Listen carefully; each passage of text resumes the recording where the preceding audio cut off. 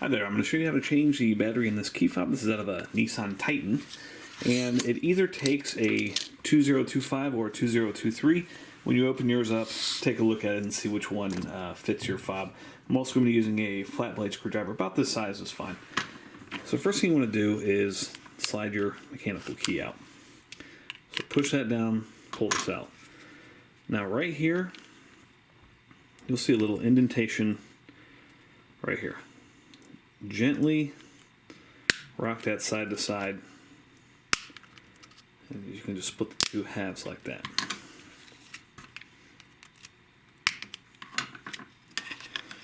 The insides could look a little bit different. Nissan's got a bunch of variations of this, but bottom line is remove your old battery. This one happens to be a 2025, but some take to 2023, so just take a look. Replace that and squeeze these back together. No need to reprogram, just insert your mechanical key and you're all set. Thanks so much for watching. Hope this was helpful. Make sure you hit that thumbs up button.